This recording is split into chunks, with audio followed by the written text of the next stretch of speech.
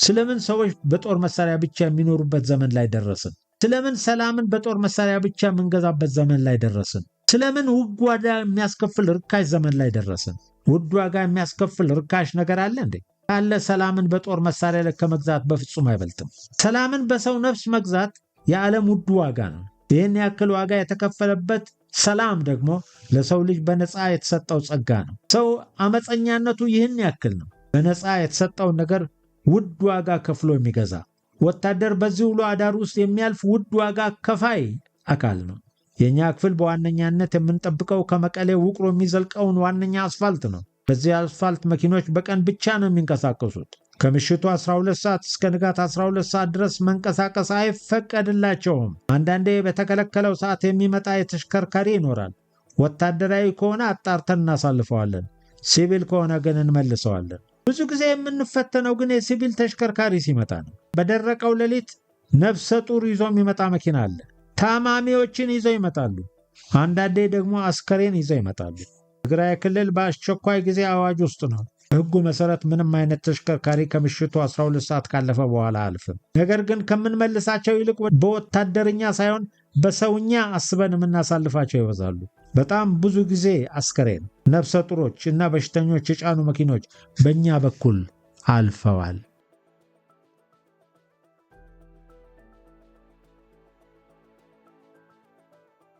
ሰላም ውድ ተመልካቾቻችን፣ እንደተለመደው ቢነበብና ብንወያይበት ጥሩ ነው ብለን ከመረጥነው መጽሐፍ ውስጥ አንድ ዝግጅት ዛሬ እናስተላልፍላችኋለን። በዛሬው ዝግጅት በምክትል መቶ አለቃ ጋሻዬ ጤናው ለምን በሚል ርዕስ ከተዘጋጀው መጽሐፍ ውስጥ የተመረጠ ምዕራፍ እናቀርብላችኋለን። ሐሳቡ ሙሉ ለሙሉ የጸሐፊው እንደሆነ በአክብሮት እናሳስባለን።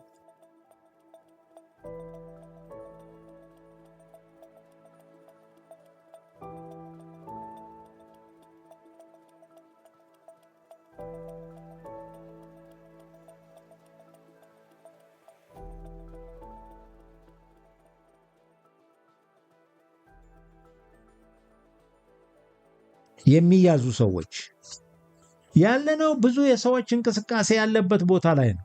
አስፋልቱ ላይ የተሰራው ኬላ ሁሌ ፍተሻ አለ። በመንገዱ የሚተላለፍ ማንኛውም ነገር ይፈተሻል። እዚህ ኬላ ላይ መኪኖች ለፍተሻ ተሰልፈው ማየት የተለመደ ነው። ኬላው ላይ ብዙ ነገር ያጋጥማል። ጥይትና መሳሪያ ሲዘዋወር ይገኛል። የህወሓት ተዋጊዎችና የተዋጊው አመራሮች ይያዛሉ። ከከተሞች ለተዋጊነት ተመልምለው ወደ በረሃ የሚሄዱ ወጣቶች ይያዛሉ። ብዙ አይነት ሰው። አንድ ቀን 2 ብሬን የያዘች ሴት ተገኘች። ከመያዟ በላይ መሳሪያውን ልታሳልፍበት የዘየደችው ዘዴ የሚገርም ነበር። መኪናው ሚኒባስ ነው። ብሬኖቹ የተደበቁት ደግሞ በሩ ላይ ተሳፋሪ እየተረገጠ የሚወጣበት ቦታ ላይ ነው። እዚህ ቦታ ላይ ብሬኖች ከተቀመጡ በኋላ በላዩ ላይ ተደራራቢ ብረት ተበይዶበታል። ይህ ለብሬኖች መደበቂያ በጥንቃቄ የተሰራ ቦታ ስለሆነ ለመጠርጠርም ሆነ ለመያዝ ከባድ ነው። ነገር ግን ልታመልጥ አልቻለችም። የንስር አይን ባላቸው ወታደሮች ተያዘች። ይህችን ሴት ማንም አልሰደባትም፣ ማንም አልደበደባትም። ነገር ግን ከፍርሃቷ የተነሳ ሽንቷን በቁሙ አለቀቀችው። ወታደሮች በሽንቷ የበለጠ ልብሷን እያዩ ከመሳቅ ያለፈ ነገር አላደረጉም። ካምፕ ውስጥ ታሰረች። አስፈላጊው ማጣራት ከደረገ በኋላ መሳሪያዎቹን አስረክባ ተለቀቀች። ሰዎቹ ወታደሩን ይፈሩታል። አሁን ይችን ሴትዮዋ ሽንት የሚያሸና ያክል ፍርሃት ምን አስፈራት? የትግራይ ሕዝብ ወታደር ብርቁ አይደለም። ለረዥም ዓመት ከወታደር ጋር የኖረ ስለሆነ ከየትኛውም ሕዝብ በላይ ለወታደር ቅርብ ነው። ነገር ግን ከሰራዊቱ ጋር እንዳልኖሩ ሆኖ በወራት ውስጥ ይፈሩት ጀምረዋል። በዚህ ኬላ ብዙ አይነት ሰዎች ቢያጋጥሙም የሚያዙትም ግን በዋነኛነት 2 አይነት ሰዎች ብቻ ናቸው። አንደኞቹ በቀጥታ የህወሓት ተዋጊ የሆኑት ናቸው። አብዛኞቹ የሚመጡት ከበረሃ የህወሓት ተዋጊ ከተደበቀበት እየጠፉ ነው። አፈር በአፈር ሆነው ፀጉራቸው ተንጨባሮ ከሳስተውና ተቋቁረው ይመጣሉ። መታወቂያ ሲጠየቁ ያሳያሉ። ግን ተዋጊ መሆናቸውን ፊታቸው፣ ልብሳቸው፣ ፀጉራቸው ስለሚናገርና ስለሚያስጠረጥር ይያዛሉ። ይታሰሩና ይጠየቃሉ፣ ይመረመራሉ። ሁለተኞቹ ሰዎች የተከለከሉ ነገሮችን ሲያዘዋውሩ የሚገኙ ናቸው።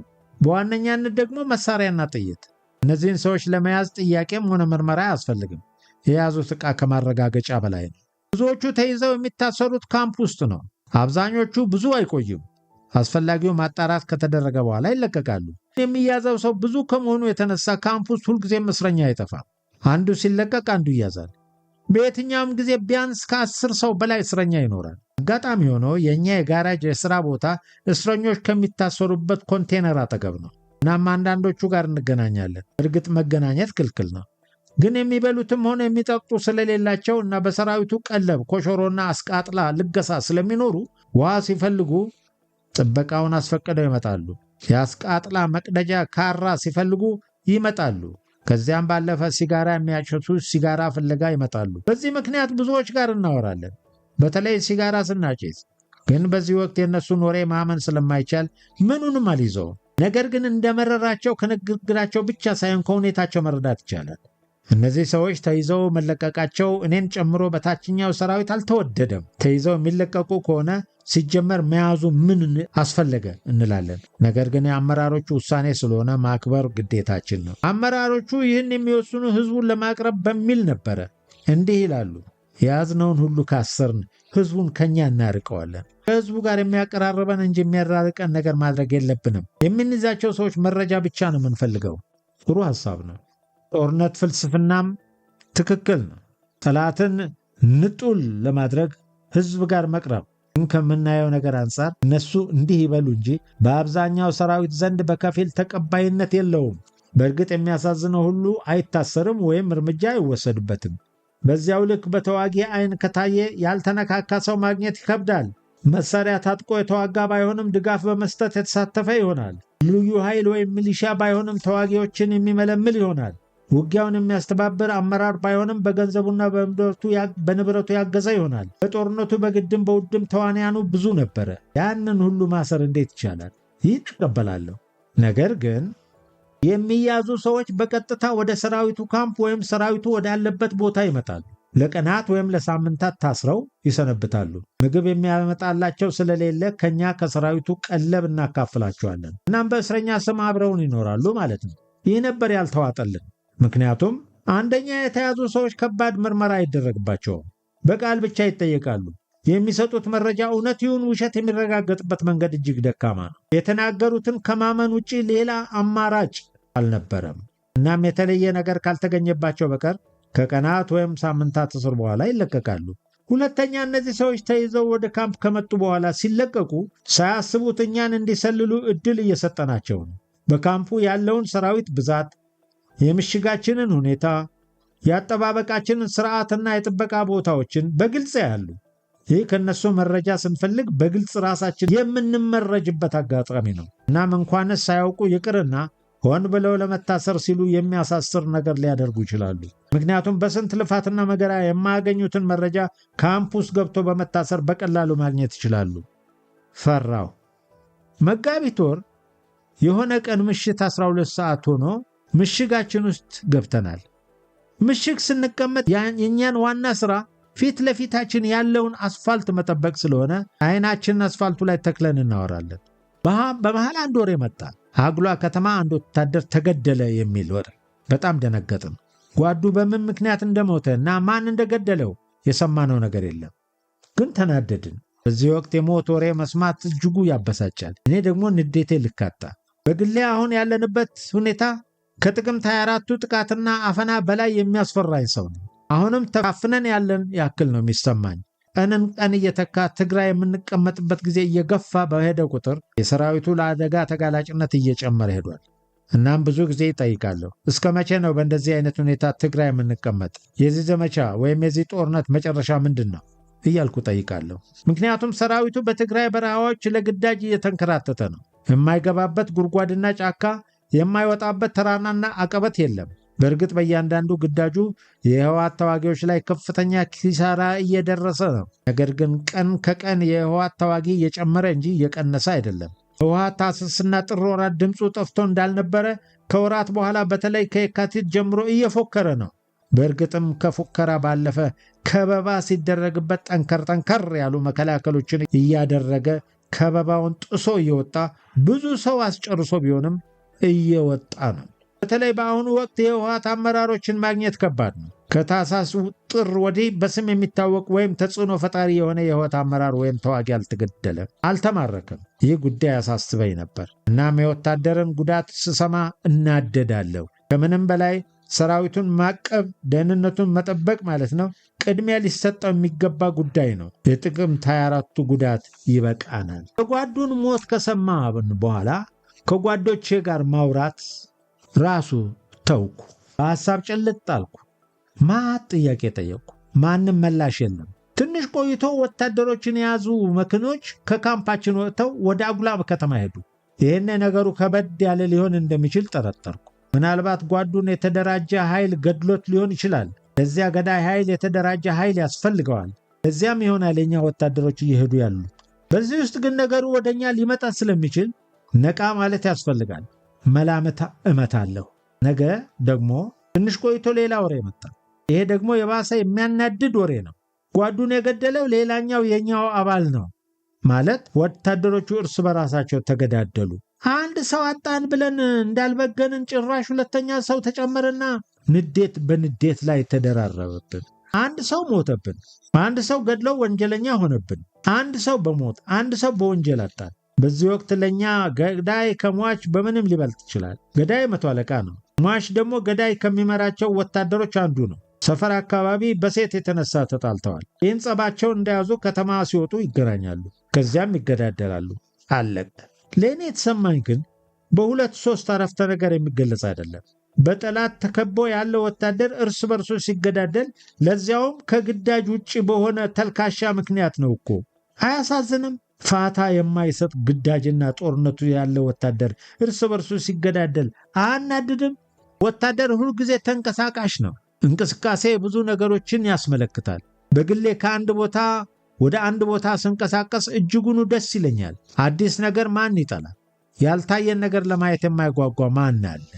የወታደር እንቅስቃሴ ከሌላው ሰው የሚለየው እያንዳንዷ እርምጃው በየጥንቃቄ መሆን አለበት። የእሱ እንቅስቃሴ ሽርሽር አይደለም። የሚንቀሳቀሰው ለግዳጅ ነው። ለዚያም ሕይወት ሊያሳጣ ስለሚችል ግዳጅ። ወታደር የታጠቀ አካል ነው። የታጠቀ አካል ደግሞ አነሰም በዛ ጠላት ይኖረዋል። ጠላት ባይኖር ማን ይታጠቃል? ጠላት ባይኖር የጦር መሳሪያዎች ከምርኩዝነት ያለፈ ዋጋ መቼ ይኖራቸዋል? መታጠቅ ሳስብ ብዙ ጥያቄዎችን እጠይቃለሁ። ሰዎች ለምን ይታጠቃሉ? ስለምን ሰዎች በጦር መሳሪያ ብቻ የሚኖሩበት ዘመን ላይ ደረስን? ስለምን ሰላምን በጦር መሳሪያ ብቻ የምንገዛበት ዘመን ላይ ደረስን? ስለምን ውድ ዋጋ የሚያስከፍል ርካሽ ዘመን ላይ ደረስን? ውድ ዋጋ የሚያስከፍል ርካሽ ነገር አለ እንዴ? ካለ ሰላምን በጦር መሳሪያ ላይ ከመግዛት በፍጹም አይበልጥም። ሰላምን በሰው ነፍስ መግዛት የዓለም ውድ ዋጋ ነው። ይህን ያክል ዋጋ የተከፈለበት ሰላም ደግሞ ለሰው ልጅ በነፃ የተሰጠው ጸጋ ነው። ሰው አመፀኛነቱ ይህን ያክል ነው። በነፃ የተሰጠውን ነገር ውድ ዋጋ ከፍሎ የሚገዛ ወታደር በዚህ ውሎ አዳር ውስጥ የሚያልፍ ውድ ዋጋ ከፋይ አካል ነው። የኛ ክፍል በዋነኛነት የምንጠብቀው ከመቀሌ ውቅሮ የሚዘልቀውን ዋነኛ አስፋልት ነው። በዚህ አስፋልት መኪኖች በቀን ብቻ ነው የሚንቀሳቀሱት። ከምሽቱ 12 ሰዓት እስከ ንጋት 12 ሰዓት ድረስ መንቀሳቀስ አይፈቀድላቸውም። አንዳንዴ በተከለከለው ሰዓት የሚመጣ የተሽከርካሪ ይኖራል። ወታደራዊ ከሆነ አጣርተን እናሳልፈዋለን። ሲቪል ከሆነ ግን እንመልሰዋለን። ብዙ ጊዜ የምንፈተነው ግን የሲቪል ተሽከርካሪ ሲመጣ ነው። በደረቀው ሌሊት ነፍሰ ጡር ይዞ የሚመጣ መኪና አለ። ታማሚዎችን ይዘው ይመጣሉ። አንዳንዴ ደግሞ አስከሬን ይዘው ይመጣሉ። ትግራይ ክልል በአስቸኳይ ጊዜ አዋጅ ውስጥ ነው። ሕጉ መሰረት ምንም አይነት ተሽከርካሪ ከምሽቱ 12 ሰዓት ካለፈ በኋላ አልፍም። ነገር ግን ከምንመልሳቸው ይልቅ በወታደርኛ ሳይሆን በሰውኛ አስበን የምናሳልፋቸው ይበዛሉ። በጣም ብዙ ጊዜ አስከሬን፣ ነፍሰ ጡሮች እና በሽተኞች የጫኑ መኪኖች በእኛ በኩል አልፈዋል። አለልህ አንዳንዱ ደግሞ ሰክሮ ይመጣና ካላሳለፋችሁ ሞቼ እገኛለሁ የሚል 10ሩን እየቀባጠረ ያደክማል። ነግረኸው አልሰማ ሲል ደግሞ በሚያስጠላ የስካር ልመና ይለምናል። ተለምኖ ተመክሮ ተስፈራርቶ አልሰማ ሲል ሌላ ነገር ይፈጠራል። አላስፈላጊ ግብ ውስጥ እንገባለን። እኛ በጸባይ እምቢ ሲለን ጸባያችንን እናከፋና እሱ በክብር እምቢ ሲል በውርደት ይመለሳል።